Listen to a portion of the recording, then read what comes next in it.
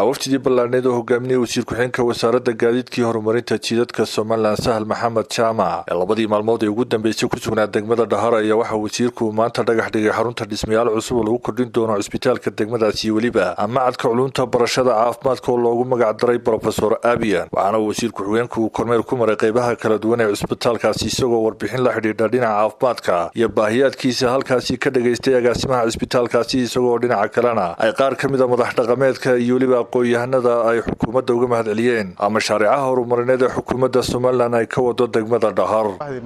caafimaadka nooguna yimaadeen inkastoo aan ka jeclaan lahayn waxyaabo badan oo hospital ka maqan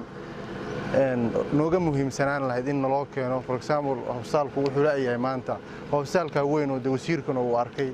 ambulance laan baana ka jirta weligayna demaanaan arag gaari maxay tahay hospitalku uu iska leeyahay ama degmadu iska leedahay oo ka shaqeeya caafimaadka wasiirkuna uu arkay hospitalku intuu leeyahay intuu baaxad ku fadhiyo waxna ku rajo weynahay inta naloo qabanayo maadaama horta waanu mahad celinaynaa oo awalba maanaan hayn inta naloo qabanayo naloo dhisayo dawladda Soomaaliland aad baan uga mahad celinaynaa waana soo dhaweynaynaa waxna ku rajo weynahay waxyaabaha badan oo degmadana inay wixii ka maqan ay u qabtaan oo siday hore u fiirin jireen iyo si ka wanaagsan bay u fiiriyaan gaarigaana ay noogu dadaalaan hadii la ahayd wasiirkuna waana maqlayaa iyo madaxda kore oo 40 sano iyo ka badana waxaanuna saaka dhagax dhigaynaa hoolashii bukaanjiifka oo ay noo wadeen waftiga uu hogaaminayo wasiir Sahal Maxamed Jaamac waxaanu kala uga mahadnaqaynaa madaxweynaha jamhuuriyadda Soomaaliland iyo xukuumaddiisa dadaalka badan oo ay nala hayaan degmada Dhahar runtii markaanu eegno waa madaxweynihii iyo xukuumaddiisii ugu waxqabadka badnaa intii xukuumadood soo maray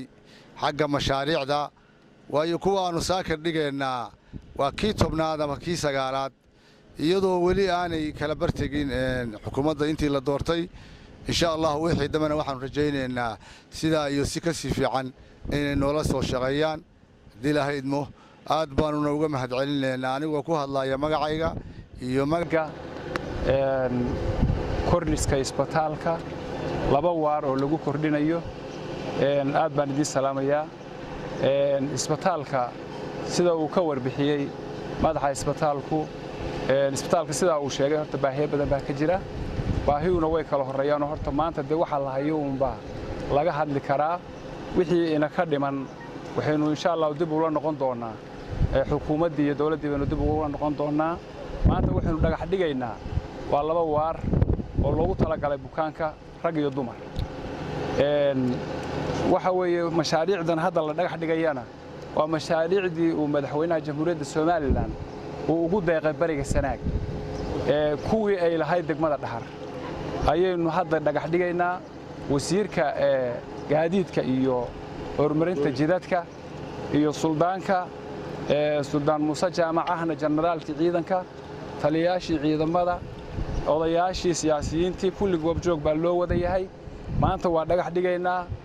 shaqaduna horeba ka bilaaban doontaa insha Allah tacaala aad iyo aad baad u mahadsantihiin waxaan ugu dambeyntii halkaasi ka hadlay wasiir ku-xigeenka gaadiidka iyo horumarinta jidadka Soomaaliland Sahal Maxamed Jaamac oo ku nuuxnuuxsaday siyaasadda waxqabadda ee xukuumadda madaxweyne bixiya sida ugu go'an tahay sidii loo horumarin lahaa deegaanada bariga gobolka Sanaag afar mashruuc oo saddex waa fayska hore mashruuca kalena waa fayska dambe laba fays baan noo ka dhigay lacagtii naloo siiyay mashaariicda aanu ka dhignay anaga ka dhignay kan waxa weeye isbitaalka oo lagu kordhinayo laba waar oo kala rag iyo dumar injineerka Axmed baa inoo haya waarar waaweyn oo qaado dhowr iyo 10 qof midkiiba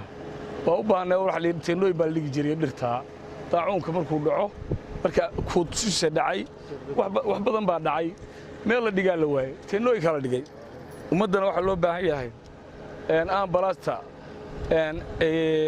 sheegay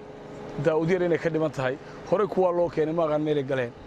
laakiin waxa weeye waa keenayna iyada insha Allah waa keenayna oo mashruucan uga jaro aan mid kale uga jarree ambulance waa daruuri wax loo baahan yahay weeye mashaariicda waxa kamid ah kan baa ka cawsan oo MCH buuxa ah dhameystirana kamid ah dugsiga dugsiga sare barkadaha qol oo lagu kordhiyo fasallo deyr suuliyo berkedo inta loo sameeyo ayaa isagana ku jira kii caafimaadka wax lagu baranaya ayaa ku jira oo dhahar laga dhiso waxa weeye waa bilaabatay laakiin sida noola shaqaysaan baanu idin la shaqaynaynaa haddaad nabadgelyo iyo wanaag iyo soo dhoweyn keentaan mashaariicdu intaa keliya maaha waa isdaba joogaan kii weynaa cisbitaalka weynaa kan ku gaaban yahay mid 200 mitir iyo 200 mitira baynu samaysanaynaa oo for future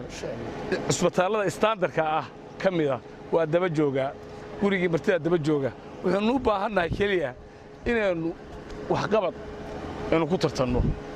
inaan ku tartamin waali iyo waxa dadka ummadda seejiyey